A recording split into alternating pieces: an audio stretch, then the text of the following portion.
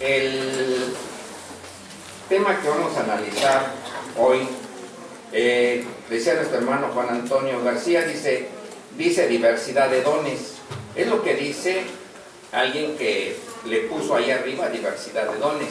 La Escritura dice: empero hay repartimiento de dones, mas el mismo Espíritu es. Y hay repartimientos de ministerios, mas el mismo Señor es. Y hay repartimiento de operaciones, mas el mismo Dios. Mas el mismo Dios es el que obra todas las cosas en todos. Esos tres primeros versículos. Hay repartimiento de dones, mas el mismo Espíritu es. Hay repartimiento de qué más, hermanos? De ministerios, mas el mismo Señor es. Y hay repartimiento de operaciones, mas es el mismo Señor que obra las cosas en todos. Luego entonces, dones, ministerios y operaciones ¿son lo mismo o son cosas diferentes? Porque la Biblia no está nada más repitiendo y repitiendo y repitiendo, o sea, como si fueran sinónimos, porque en muchas de las ocasiones nosotros entendemos eso. Pero aquí habla de tres conceptos: dones, ministerios y operaciones. Y tendremos que verlos que todo dice que obra el mismo Espíritu. ¿Cuál Espíritu? El Espíritu de Dios. Entonces, nosotros quisiéramos, o yo quiero abordar en esta tarde, en esta parte final del día del sábado, la parte que me interesaría es por qué existe la iglesia, o cuál es la razón de ser de que exista la iglesia. Debe de tener un propósito. No es que nada más nos reunimos porque a alguien se le ocurrió y listo. No. Tiene un propósito. Todas las cosas en las Sagradas Escrituras tienen una razón de ser. Cuando nosotros hablamos de dones, hablamos del talento o la habilidad que tiene una persona para realizar una cosa. Un don es un talento o una habilidad que tiene una persona para realizar una cosa. Por ejemplo, dentro de la iglesia, ¿cuál sería un don? Ahora sí les pregunto, hermanos, porque a veces yo esa oportunidad tuve con hermanos porque me permite retroalimentar qué es lo que entiende la iglesia. Si entendemos eso por un don, ¿cómo se ve manifestado en la iglesia? Debe de tener un propósito la existencia de la iglesia. ¿Cómo se ve manifestado? La música. El don de la música. ¿Alguien tiene? Fíjense lo que están diciendo, hermanos, porque si lo vamos a poner todo como don, después que va a ser ministerio. Es que si no entendemos las diferencias, después por eso nos da lo mismo una cosa que el otro y son conceptos distintos. El don, la característica, la habilidad que tiene una persona para realizar una actividad. Por ejemplo, yo les decía a nuestros hermanos, no recuerdo si una semana atrás, un don puede ser la habilidad que tiene un hermano para tocar un instrumento, la guitarra. Y eso no significa que tenga el don de la música, ¿o sí?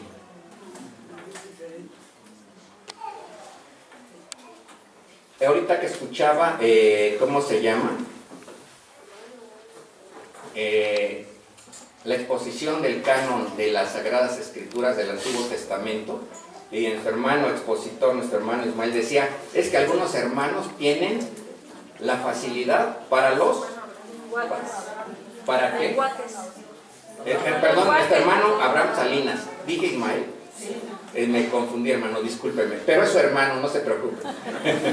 Es nuestro hermano Abraham Salinas y él decía, hay quien que tiene habilidades para los ¿qué? Los idiomas. Son características, habilidades para realizar alguna cosa. Y Dios los va poniendo dentro de la iglesia. Ahora bien, yo les decía, si nosotros tuviéramos aquí a Ludwig van Beethoven sentado ahí en la silla y no hiciese nada, y tuviésemos a Mozart a su lado, y tuviésemos a Hegel, y tuviésemos a Debussy, y tuviésemos no sé a cuántos más de los grandes músicos, y no hacen nada, a Wagner, pero si no hacen nada, hermanos, ¿de qué le sirve a la iglesia? Tienen el don, pero si no lo aplican, ¿de qué les sirve? Ahora bien, ese es el talento o la habilidad para realizar alguna cosa.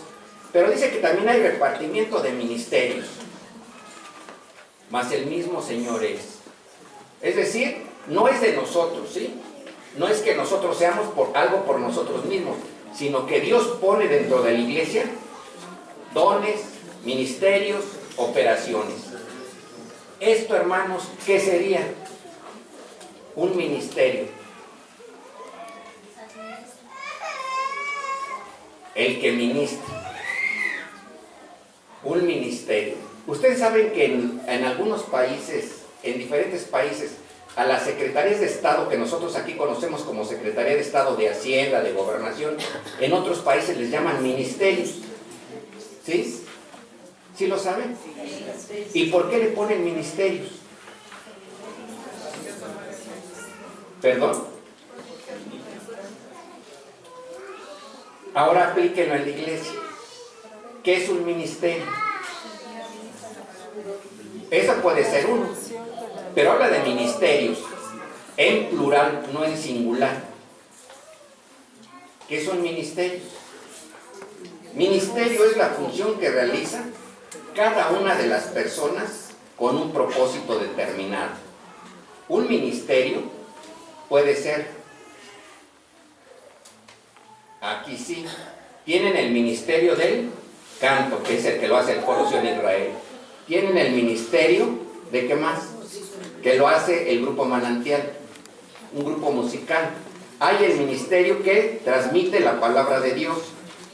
Y dentro del ministerio, de los que transmiten la palabra de Dios, hay unos que tienen el de profecía, otros el de doctrina, etc.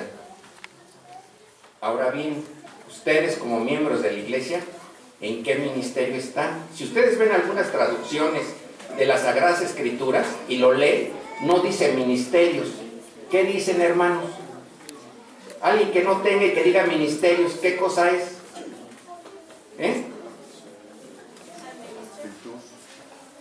¿Cómo dice? ¿Es lo que dice la Biblia o lo estás diciendo, hermano? A ver, si yo quiero que digan según lo que dice la Escritura, ¿sí?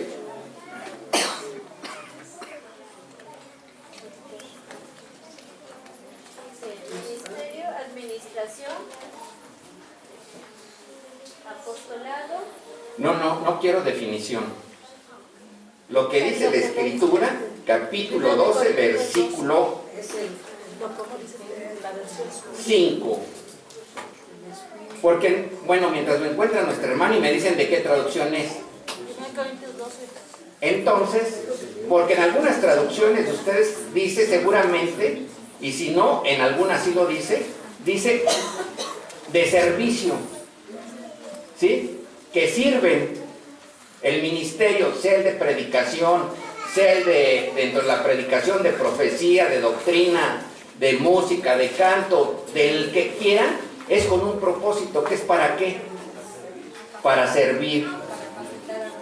Sirve para ser, efectivamente, iba a decir sirve para servir. No, o sea, se aplica para servir. Por eso cuando dice aquí, todo lo que ponen en la iglesia a nuestro Dios es dones, ministerios y operaciones. No inventen. Aquí porque luego comenzamos a inventar y nos confundimos. ¿Qué son operaciones? Operaciones, regularmente, si ustedes, yo creo que están familiarizados con los conceptos médicos, y operaciones, cuando hablan de operaciones, ¿de qué hablan? De intervenciones quirúrgicas, de que cualquiera que sea una intervención quirúrgica. Pero acá dice hay repartimiento de operaciones. ¿Se referirá a esas? De cuando estamos en la primaria, en la escuela, a lo mejor las operaciones, las básicas, sumar, restar y multiplicar o alguna otra operación más compleja, ¿se referirá a eso? Entonces, ¿qué son operaciones? Aquí también hay también formas en que se manifiesta el poder de Dios, ¿sí? Que son, cuando aquí habla de repartimiento de operaciones, más el mismo Dios es el que obra las cosas en todo, es manifestaciones de milagros, ¿sí? De cómo Dios en todas las necesidades se manifiesta también con milagros. Muchos hermanos, cuando dicen, es que yo tengo el don de la sanidad, bueno, por lo tanto, yo soy el que lo sano, ¿así es? ¿Quién es el que obra las cosas en todos? Dios, ¿sí? Eso es, hermanos, porque luego cuando dicen, hermanos, yo tengo el don de sanidad y si yo me voy, ¿quién va a orar por ustedes? O sea, qué absurdo, qué irracionalidad es esa. Pues si no está él, estarán otros hermanos y que van y que manifiestan. Ahí cuando, no recuerdo si fue la semana pasada también, cuando un hermano también mencionaba cómo se había manifestado el poder de Dios con Ezequías, que iba a morir. ¿Murió? Obviamente. ¿Después de cuánto tiempo? ¿Se manifestó el poder de nuestro Dios de manera milagrosa en él? ¿Sí o no? Sí. Ustedes, hermanos, conocen también hermanos donde se ha manifestado en la actualidad el milagro de nuestro Dios, ¿o no? Sí. También con hermanos. Yo les decía a los hermanos, hubo un periodo, les decía a los hermanos, miren, una ocasión a mí me dejó el ministerio aquí en el Distrito Federal, porque ellos se fueron a una reunión en el Estado de México, porque iba a haber un concilio. ¿Y saben por qué me dejaron? Para que yo fuera a ver prácticamente a un hermano al que ya habían desahuciado. Dice, pues lo más seguro es que lo necesiten en esta semana y aquí está el hermano para que se haga cargo. Pero no dice la Escritura, mientras hay vida, ¿qué cosa, hermano? Hay esperanza. ¿Hay esperanza? Mientras hay vida hay esperanza. Ese hermano, al que según esto, pues me habían dejado, no era el hermano Panchito, era otro hermano. Y era un ministro, por cierto, o es un ministro. Me habían dicho que esto ya fue hace tiempo. Le estoy hablando, estábamos en Río Blanco todavía. Me dejaron en esto y yo dije, bueno, pues no tenemos confianza en Dios, ¿sí o no? Mientras hay vida hay esperanza. A lo mejor, hermano, quédese, pero no quédese para atender prácticamente ya un sepelio por cualquier cosa que se llegue a necesitar, porque el hermano, Dios le dio vida, Dios se siguió manifestando con él. Entonces es la manifestación o lo que ha dado nuestro Dios como repartimiento de operaciones para que se manifieste el poder de Dios. El hermano que oró por nuestro hermano, quien quiera que haya sido, ¿fue él el que le dio la vida? ¿Quién fue? Dios. Por eso dice Dios, mas el mismo Dios es el que obra todas las cosas en todos, para que no se comiencen a ensorbecer de que ellos son los que dan la salud, ¿sí? Bien, empero dice, pero que a la verdad a este es dado por el Espíritu palabra de sabiduría, y a otro palabra de ciencia según el mismo Espíritu, a otro fe por el mismo Espíritu, y a otros dones de sanidades por el mismo Espíritu. Hay otras operaciones de milagros, y a otros profecía, y otros discreción de espíritus, etcétera, etcétera. Y el 11 dice, mas todas estas cosas obra uno y el mismo Espíritu, repartiendo particularmente a cada uno como quiere. ¿Quién es el que lo reparte? Dios. A través de su influencia divina, que es el Espíritu Santo. Cuando nosotros demandamos ser investidos con el poder de nuestro Dios, estamos pidiendo que Dios ponga en nosotros de su espíritu, de su poder, para poder hacer las cosas que tengamos que realizar, por muy simples o por muy complejas que éstas sean, cualquiera que sean. Pero además dice otra cosa también, y que hemos venido estudiando en la escuela. ¿Y cuál es la función del Espíritu Santo entonces?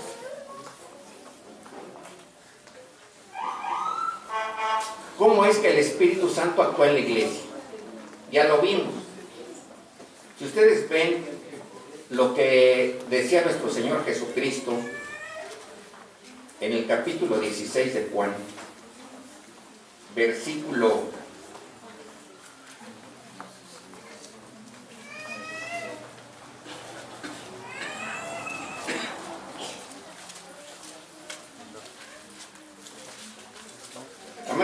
14, es 14:16. Dice: y yo rogaré al Padre y os dará otro consolador para que esté con vosotros para siempre. Cuando el Señor Jesucristo les decía a sus discípulos: yo rogaré al Padre y os dará otro consolador para que esté con vosotros para siempre. ¿Por qué les decía esto a los discípulos? Porque el Señor Jesucristo iba a ascender, ¿a dónde? A la diestra del Padre. Y dice: y os enviará otro consolador. ¿Por qué les dice otro consolador? Porque el Señor Jesucristo, cuando estuvo en la tierra, es el que los consolaba directamente, ¿sí? Es el que hacía la consolación de los miembros directamente. Por eso dice: mandaré otro consolador. En otras partes de las Escrituras dice: porque si yo no fuera, el consolador no vendría a vosotros. Era necesario que subiera nuestro Señor Jesucristo. No estando nuestro Señor Jesucristo en la tierra, el consolador sería el Espíritu Santo. Y dice el 17: al Espíritu de verdad, al cual el mundo no puede recibir porque no le ve ni le conoce, mas vosotros le conocéis porque está con vosotros y será en vosotros. El Espíritu de verdad, al cual el mundo no le ve ni lo conoce, pero ustedes sí lo conocen. ¿Por qué? Por algo muy sencillo: porque está con vosotros y será ¿en dónde? En ustedes mismos. Cuando ustedes tengan la influencia de Dios en su persona, actuando en su mente y en su corazón, ustedes harán lo que Dios quiere. Y no será por ustedes, sino ¿por quién? Por nuestro Dios. Todo lo que hagamos, ¿sí? Entonces, si todo esto fue con ese propósito, la iglesia tiene una función de ser. ¿Cuál es, hermano? 1, la predicación. 2, la alabanza a nuestro Dios. 3, crecer en el conocimiento de la palabra de Dios. Esos 3 conceptos son para que la iglesia pudiese hacer esos 3 puntos. Cuando dice allí, leíamos un salmo, el 122, dice en el versículo 1: yo me alegré, ¿con quiénes? Con los que me decían: a la casa de Jehová iremos. ¿A qué vamos a la casa del Señor? 1, alabar el nombre de Dios, ¿sí? Esa es una de las cosas que realizamos dentro del santuario, la alabanza a nuestro Dios. Salmo 95, 1, 2.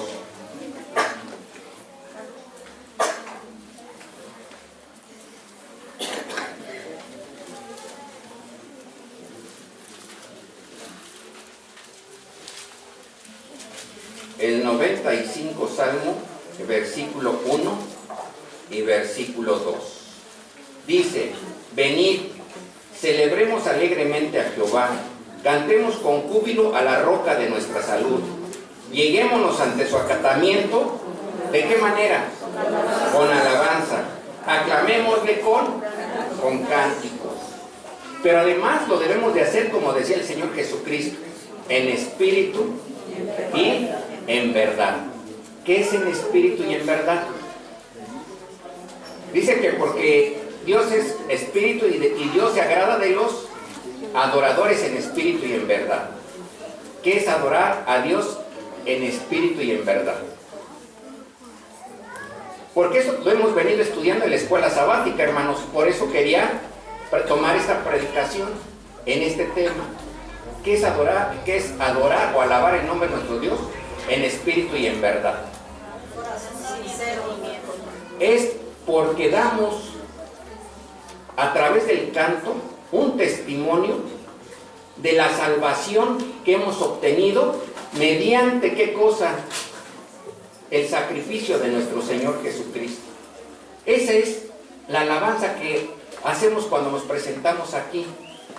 No crean que aquí nos presentan, o los hermanos también cuando presentan una alabanza, es para que les digan, miren, yo canto bien bonito. Miren, ustedes no cantan como yo. Ustedes están bien desentonados. ¿Es para eso?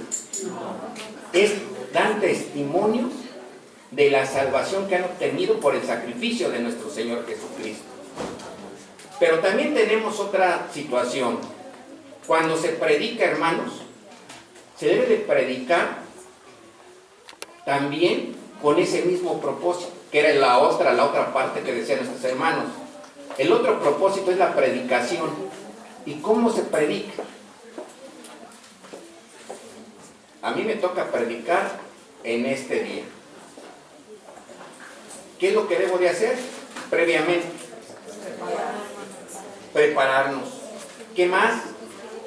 Pedir a Dios de la potencia de su Santo Espíritu para que lo que vamos a transmitir llegue a ¿quién?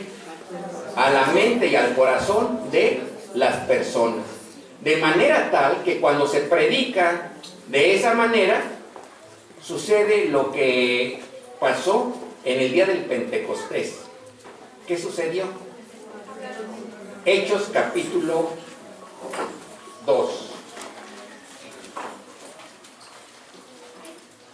El apóstol Pedro comienza a predicar. Ahí en la parte de arriba dice discurso de Pedro. Pero es la predicación del apóstol Pedro y comienza a decirles varias cosas. El 29, por eso dice en espíritu y en verdad.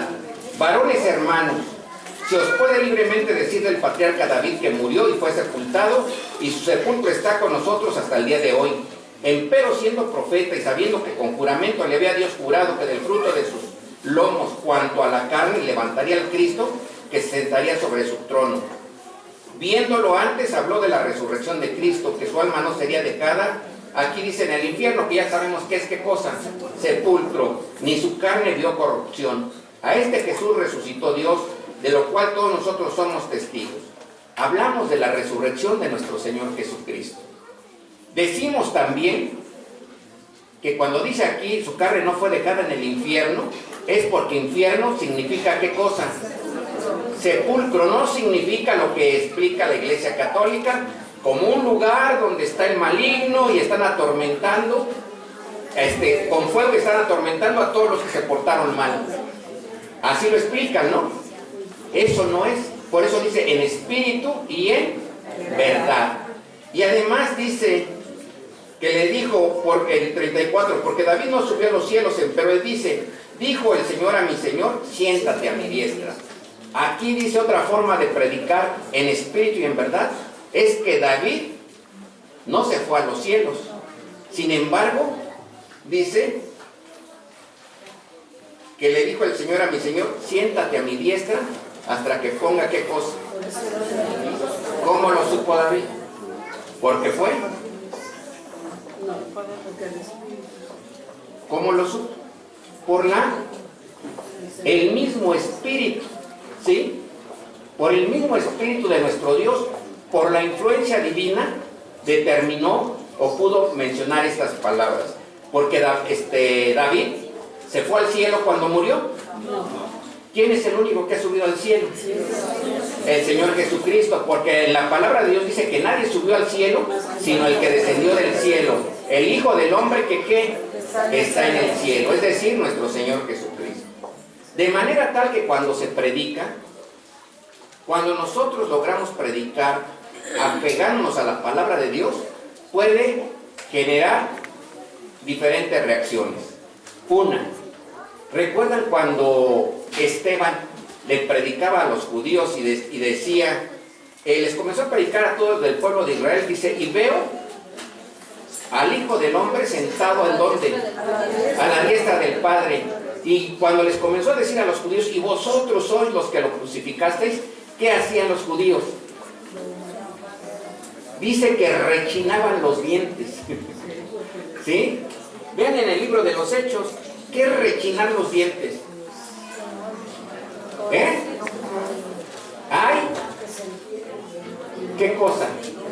Enojo, ira, de manera tal que cuando terminó de predicar, ¿qué le pasó?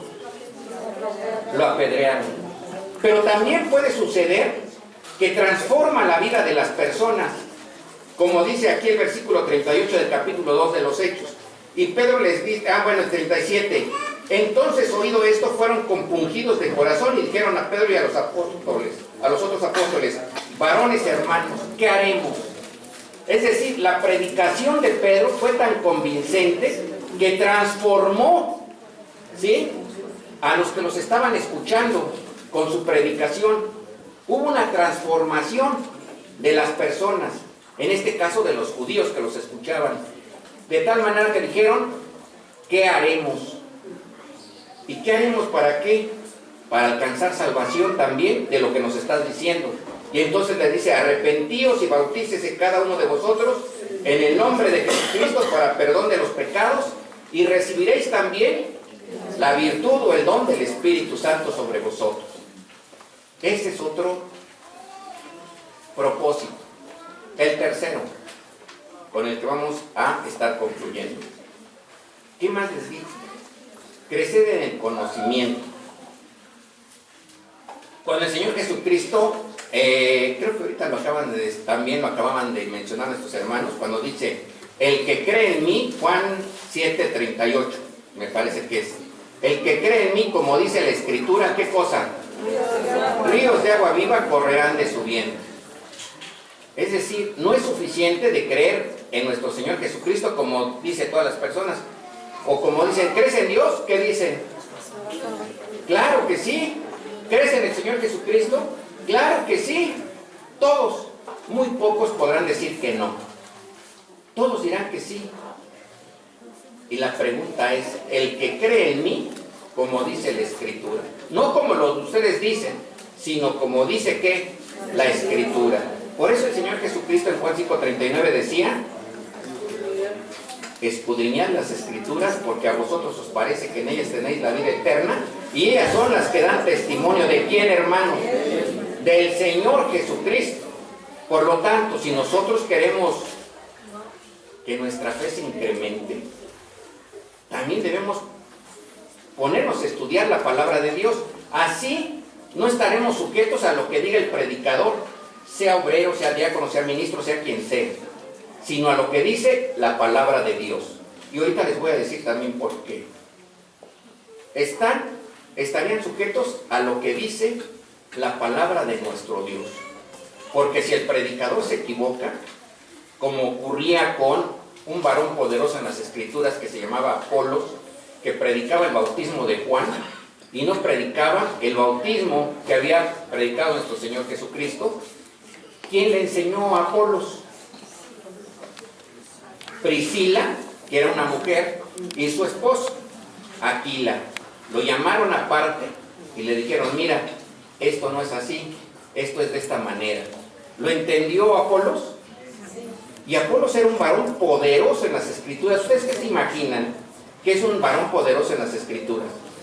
Es una persona que conoce de la palabra de Dios, ¿o no? Esto es un varón poderoso en las Escrituras. Y entonces vemos que la importancia de crecer en el conocimiento de la palabra de Dios. Oseas 4:1.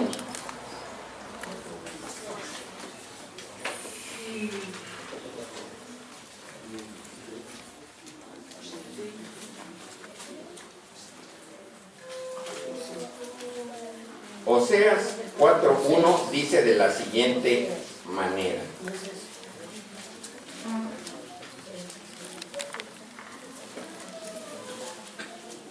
Oíd palabra de Jehová, hijos de Israel, porque Jehová pleitea con los moradores de la tierra. ¿Por qué tenía ese enojo nuestro Señor con los moradores de la tierra. Porque no hay qué cosa, no hay verdad, ni qué más, ni misericordia, ni qué más, ni conocimiento de Dios en la tierra. No hay conocimiento de Dios en la tierra. Por eso es el enojo de nuestro Dios. ¿Sí? Porque nosotros nos dio discernimiento para profundizar en la palabra de nuestro Dios. Si no lo hacemos, hermanos, ¿estamos cumpliendo lo que dice la palabra de Dios? No. ¿Y por qué es importante el discernimiento en la palabra de Dios? Porque si no hay discernimiento en la palabra de Dios, les puede acontecer lo siguiente, lo que le acontece a todas las personas. Dicen que la transmisión, bueno, aquí lo enfocan y ponen secta, la secta. Y la secta, según esto, tendríamos que ver que es una secta, porque en el periódico también se refirieron a la Iglesia de Dios como secta. Entonces tendríamos que definir qué es una secta. Regularmente, para hablar de una secta se refiere a un líder herético, es decir, que según esto comienza con algunas herejías y tiene a sus seguidores. Esa es una secta, un grupito. La palabra de Dios en su iglesia, ¿es un grupo grande o es un grupo pequeño? No dice manada pequeña, es un grupo pequeño. Un grupo pequeño significa no que seamos siempre así, somos poquitos y así nos quedamos.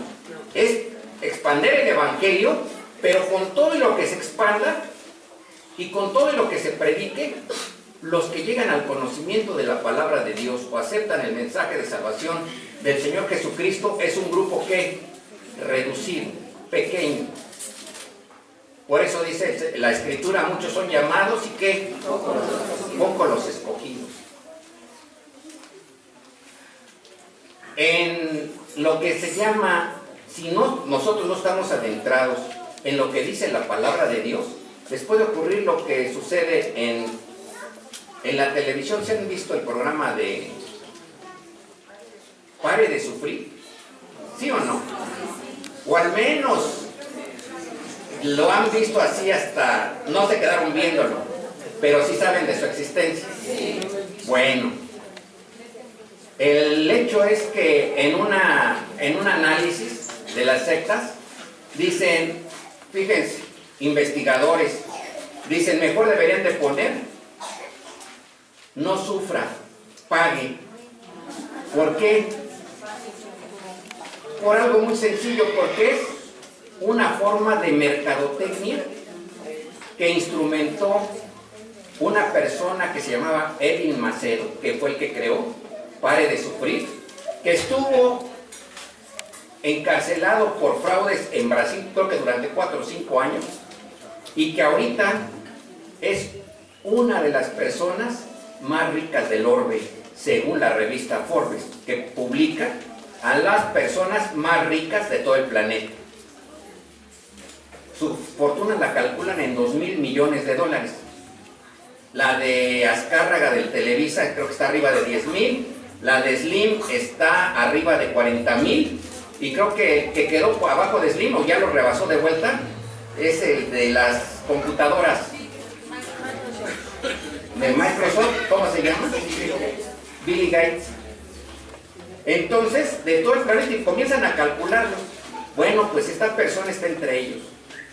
Y también cómo penetran dentro de la iglesia, que tratan de hacer negocio con la iglesia. Y el apóstol Pedro, en su segunda carta dice lo siguiente. Capítulo 2. Segunda de Pedro, capítulo 2, versículo 1. Dice, pero hubo también falsos profetas en el pueblo, como habrá entre vosotros falsos doctores, que introducirán encubiertamente herejías de perdición y negarán al Señor que los rescató, atrayendo sobre sí mismos perdición acelerada. Y luego hasta el 3, y por avaricia, ¿qué harán con vosotros? y por avaricia harán mercadería con vosotros. ¿Qué es mercadería? ¿Perdón? No les entiendo. Negocio. En todo. Fíjense cómo se van poniendo las cosas. Ya ven que yo les dije que estoy haciendo un trabajo sobre la reseña histórica. Unos hermanos me proporcionaron un recorte periodístico también y salió un artículo en, ¿cómo se llama? En Nuevo León. ¿Sí recuerdan cuando se dio la división entre la Iglesia de Dios, que está bajo el sistema de autonomía, y lo que fue la sobreveeduría? ¿Sí? Bueno, pues a los 5 años o 6 más o menos, después de la división, salió un periódico en Nuevo León, me lo acaba de dar una hermana, siempre leo yo estas cosas antes de ponerlo. Salió en El Sol de México, y el del Real, me parece que se apellida el periodista, o se apellidaba, no sé si siga viviendo, mencionaba que en el 78 había habido una adquisición de los que quedaron en la sobreveeduría de un terreno que después era del gobierno del estado, y bueno, lo adquirieron prácticamente donado, ¿sí? Pero como subió el plusvalor de ese terreno, no sé de cuántas hectáreas era, después de un valor ínfimo, en el 82, 83 tenía un valor de 15 millones de pesos. El artículo se llama "En donde quiera se cuecen habas". Y decía que los que hicieron miembros de la sobreveeduría, que denunciaron este hecho, decían que tenían temor de que fueran pues reprimidos o agredidos, etcétera, de alguna manera. Por eso no dieron su nombre. Pero dice, y esto es lo que enseñan, hasta dónde se comienza a pervertir las cosas. Nosotros, bueno, esto no lo voy a poner ahí porque ya no nos interesaba, ya eran otros grupo dentro de la Iglesia de Dios, pues que seguía eso, ¿no? Así como ahora, cuando nosotros tuvimos esta división con los hermanos que ahora se autodenominan, bueno, siempre se han denominado conferencia,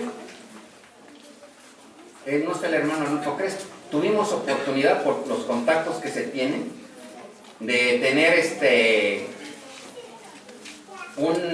¿cómo le llaman? Una entrevista con periodistas. Lo podíamos hacer, tuvimos una en el Universal y otra en Radio Fórmula, pero yo siempre tenía temor de mencionar cosas de ese tipo, y siempre he tenido temor, porque uno no sabe lo que pueda suceder. Temor no por la represión, eso no es el temor. Temor a generar algún conflicto dentro de la iglesia, que después nuestro Dios nos diga, tú hiciste esto, o tú hiciste esto otro. Y se lo dejamos al abogado para que se enfocara estrictamente a los conceptos legales. Pero cuando platicamos con el periodista, dice, ¿y el mensaje de salvación? ¿La doctrina del Señor Jesucristo dónde quedaría?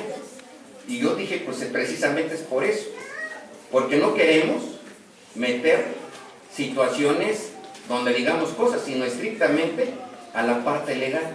Dijo, yo después los contacto y voy a presionar. Si ustedes están en ese plan de que no quieren, voy a contactarlos con las autoridades. Dije, bueno, pues no estamos pidiendo, pero si ustedes lo hacen, pues ese es el problema de ustedes, ¿no? Finalmente no se hizo y no incurrimos en ese tipo de cosas. Porque, hermanos, aún dentro de los que no conocen la palabra de Dios, ahorita se me pasó por la mente, ustedes oyeron alguna ocasión que el hermano Beto haya mencionado a Aarón Joaquín, el que creó la iglesia La Luz del Mundo, dentro de la iglesia de Dios.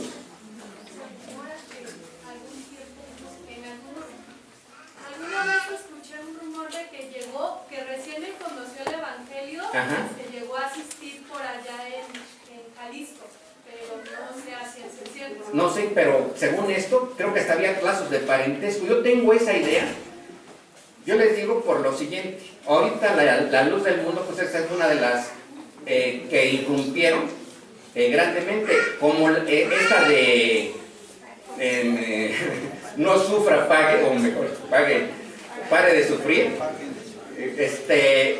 fue precisamente a través de eso. ¿Por qué tienen éxito? Ellos no crean feligresía, nosotros creamos feligresía. Es decir, miembros que poco a poco vayan transformándose verdaderamente delante de nuestro Dios. Ellos nomás les dicen, ¿saben qué?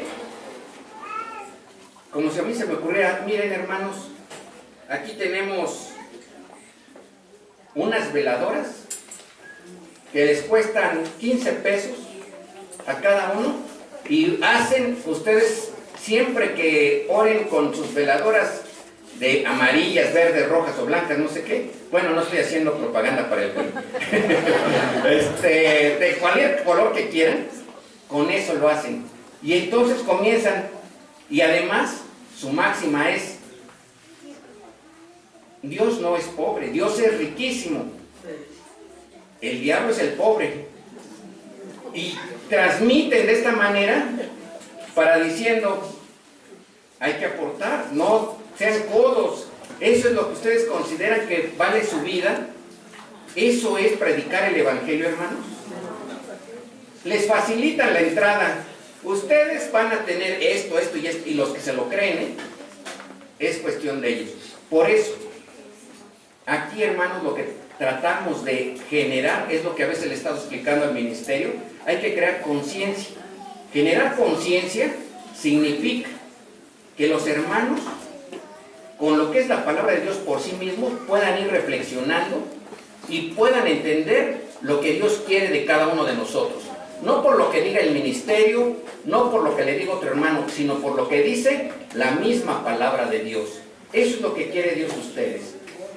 Cuando se dan las divisiones, regularmente muchos se resfrían, se van. Y la pregunta es, hermanos, en Jeremías, ¿qué pasaba con el pueblo de Israel? Jeremías 2, versículo 5. Dice, así dijo Jehová, ¿qué maldad hallaron en mí vuestros padres, que se alejaron de mí y se fueron tras la vanidad y tornáronse, ¿qué cosa? Vanos. ¿Qué maldad podemos encontrar en nuestro Dios? En nuestro Dios. No estamos diciendo en las personas. Todos los demás tenemos errores y defectos. Eso es indudable. En nuestro Dios. Así es. No pueden encontrar. Y para todos aquellos que se retiran así, vendría la siguiente pregunta. ¿Por qué no dijeron, ¿dónde está Jehová que nos hizo subir de la tierra de Egipto?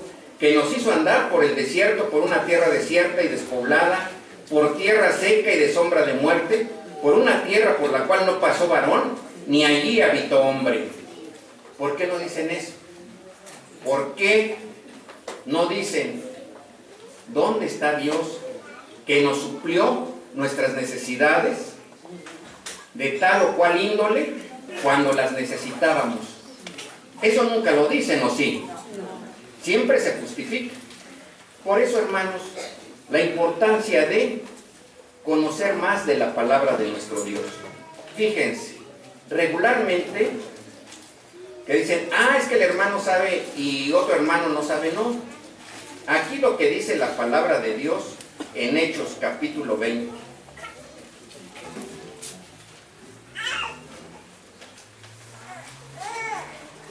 Hechos capítulo 20, versículo 32. El apóstol Pablo se iba a despedir de los ancianos de Éfeso, se estaba despidiendo, daba una predicación y les dice a los hermanos de la iglesia en Éfeso, y ahora, hermanos, os encomiendo ¿a quién? A Dios y a la palabra de su gracia, el cual es poderoso para sobreedificar y daros heredad con todos los santificados. ¿Se los encomendó algún ministro, algún diácono, algún obrero, algún hermano en particular? A Dios y a quién más? Y a la palabra de su gracia. ¿Cuál es la palabra de su gracia? Las Sagradas Escrituras.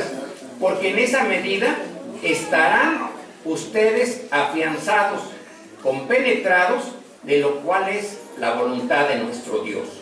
Y como dice también la palabra del Señor, y que es con lo que vamos a concluir. Puestos de pie, hermanos, capítulo 8 de Primera de Corintios.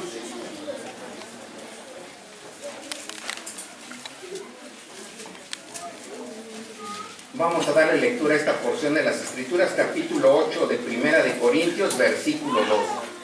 Porque eso es a veces lo que se va enfrentando a la iglesia. Cuando estábamos en Río Blanco, algunos hermanos decían, no, pero es que vemos doctrina en la mañana y doctrina en la tarde y nos predican de las Escrituras. Aquí hay que hablar de otras cosas. ¿De qué cosas? Pues de otras cosas. Cuando venimos a la iglesia, venimos a alimentar nuestro espíritu ¿con qué, hermanos? Y por mucho que sepamos, la palabra de Dios dice lo siguiente, todos juntos. Y si alguno se imagina que sabe algo, aún no sabe nada como debe de saber. Si alguno se imagina que sabe algo, ¿qué cosa? Aún no sabemos nada como debemos de saber. Por lo tanto, la palabra de Dios es fuente inagotable de sabiduría. Siempre debemos estar constantemente estudiando y discerniendo en la palabra de nuestro Dios, no en otras cosas, ¿sí? Yo les decía a los hermanos en el concilio, miren hermanos, puede ser muy interesante el tema del origen de las conchitas de mar. ¿Cuál es el verdadero origen de las conchitas de mar? Pero ¿a quién de nosotros nos interesa? Por muy interesante que sea.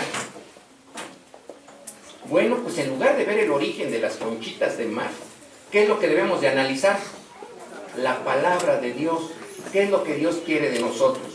Y que así como dice, aún no sabemos nada como debemos de saber, también dice el apóstol